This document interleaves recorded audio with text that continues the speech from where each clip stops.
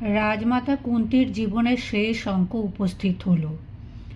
শতশৃঙ্গ পর্বত থেকে বিধবা কুন্তি যেদিন তার স্বামীর সন্তানদের নিয়ে হস্তিনাপুর উপস্থিত হন, সেদিন থেকে তার অন্তরে ন্যায় ধর্ম অনুসারে একটি প্রত্যাশাই গড়ে উঠেছিল।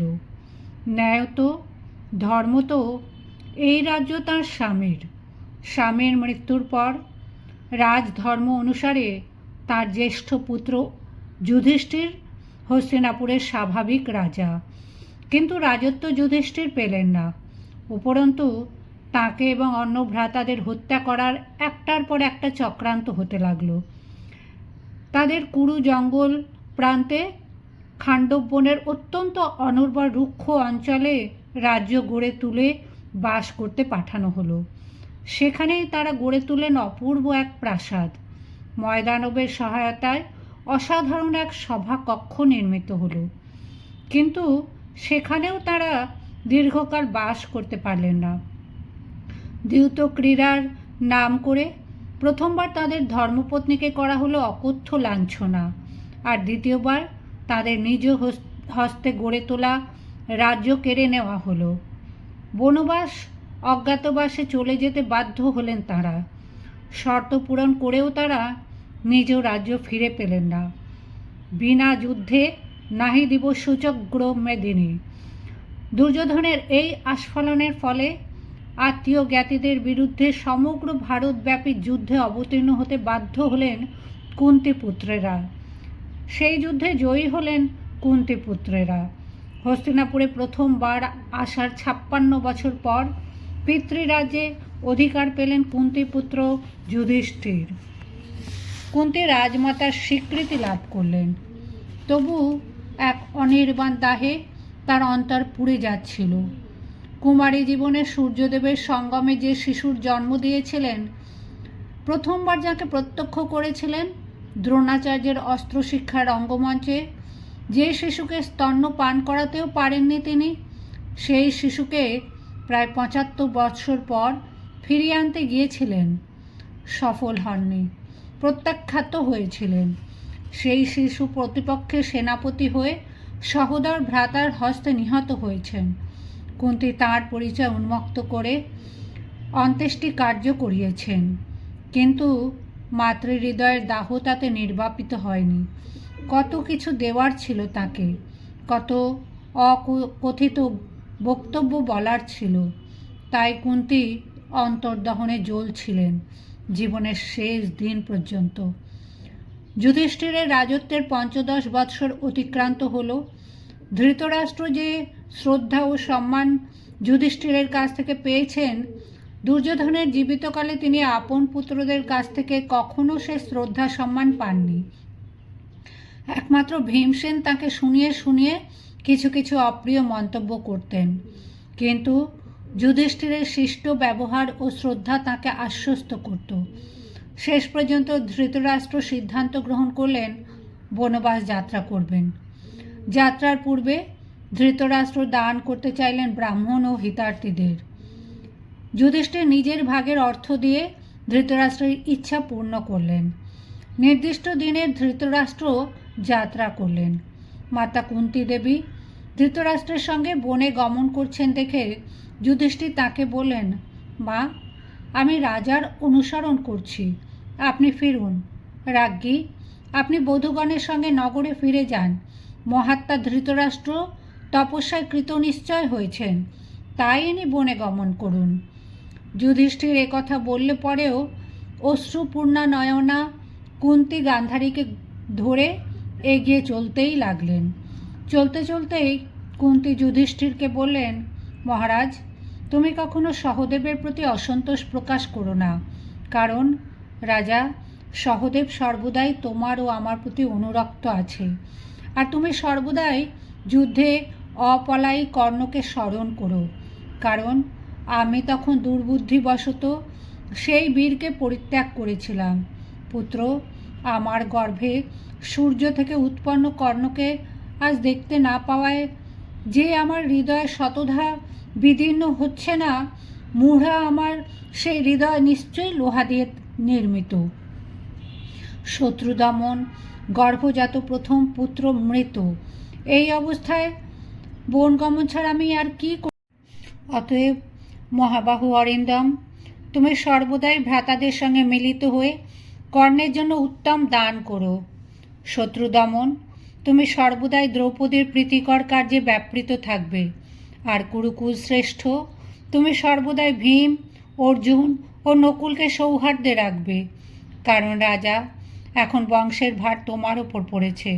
কিন্তু আমি শ্বশুরের তুল্য গান্ধারী ও ধৃতরাষ্ট্রের চরণ শুশ্রূষা করতে থেকে তপস্বিনী ও মললিপ্তা পঙ্কলিপ্তা হয়ে গান্ধারীর সঙ্গে তপবনে বাস করব।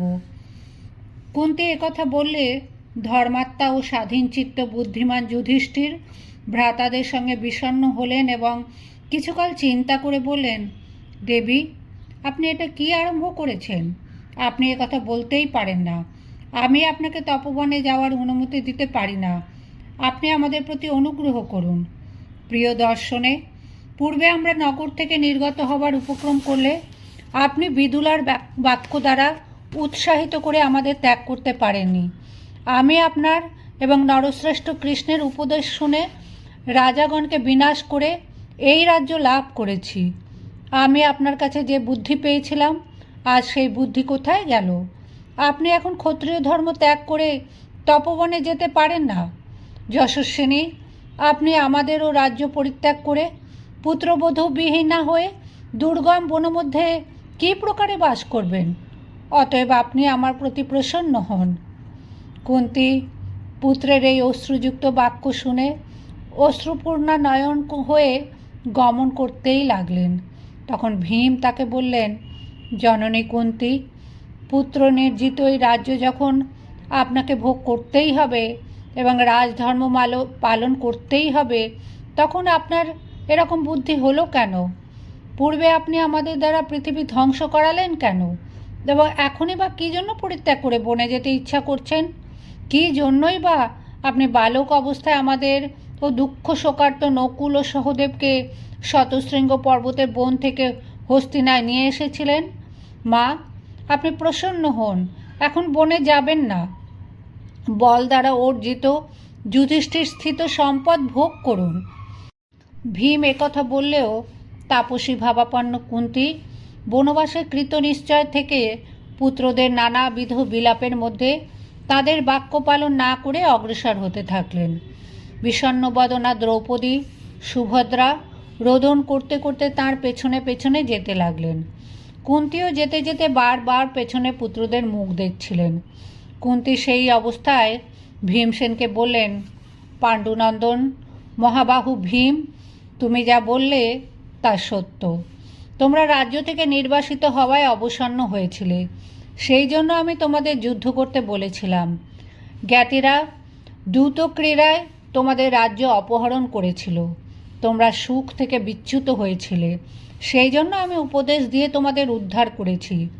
পাণ্ডব শ্রেষ্ঠগণ, কী করে পাণ্ডুর বংশ লোপ না পায় এবং কীভাবেই বা তোমার যশ নষ্ট না হয়, এই জন্যই আমি তোমাদের উদ্ধার করেছি। তোমরা সকলেই ইন্দ্রের তুল্য এবং দেবগণের তুল্য পরাক্রমশালী হয়েও পরে সুখ দেখে জীবন কাটাও, তা চাইনি বলেই আমি তোমাদের যুদ্ধে উদ্বুদ্ধ করেছি। যুধিষ্ঠির, তুমি ধার্মিক শ্রেষ্ঠ এবং ইন্দ্রের তুল্য রাজা হয়েও পুনরায় বনে গিয়ে যাতে দুঃখ ভোগ না করো, এই জন্যই আমি তোমাকে উদ্ধার করেছি।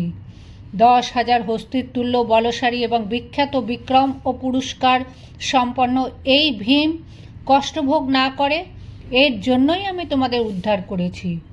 ভীমসেনের কনিষ্ঠ ইন্দ্রের তুল্য পরাক্রমশালী এই অর্জুন যাতে অবসন্ন না হয়, তাই আমি তাকে উদ্ধার করেছি।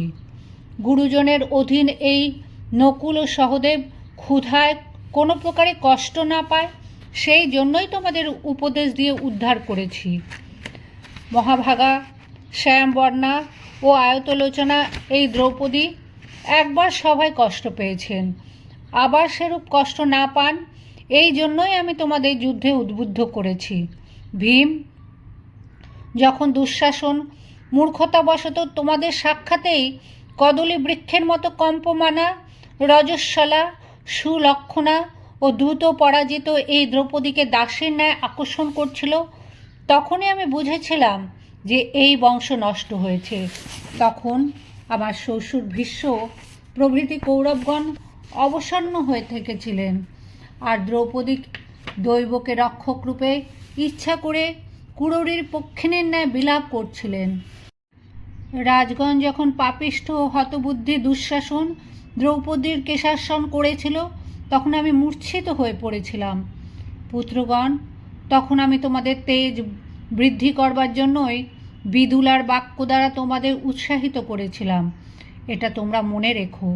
পুত্রগণ, আমার পুত্রগণ জীবিত থাকতেও পাণ্ডু রাজবংশ যাতে নষ্ট না হয়, সেই জন্যই আমি তোমাদের যুদ্ধের উপদেশ দিয়ে উদ্ধার করেছিলাম। বংশনাশক লোকের পুত্রগণ বা পৌত্রগণ পুণ্যপ্রাপ্য লোক লাভ করে না। পুত্রগণ, আমি পূর্বে ভর্তার বিশাল রাজ্য ভোগ করেছি, প্রচুর দান করেছি এবং যজ্ঞে যথাবিধানে সোমরস পান করেছি। আমি বিদুলার সেই সকল বাক্য দ্বারা নিজের ভোগের জন্য কৃষ্ণকে প্রেরণ করিনি, কিন্তু পৃথিবী রক্ষার জন্যই তা করেছিলাম। রাজা, পুত্রগণ, আমি পুত্র দ্বারা বিজিত রাজ্যভোগের কামনা করি না, কিন্তু তপস্যাজনিত পবিত্র পতিলোককে কামনা করি। যুধিষ্ঠির, আমি বনবাসী, শ্বশ্রুতুল্য গান্ধারী ও শ্বশুরতুল্য ধৃতরাষ্ট্রের শুশ্রূষা করে তপস্যা দ্বারা শরীর শুষ্ক করব। অতএব কৌরব শ্রেষ্ঠ, তুমি ভীমসেন প্রভৃতির সঙ্গে নিবৃত্ত হও।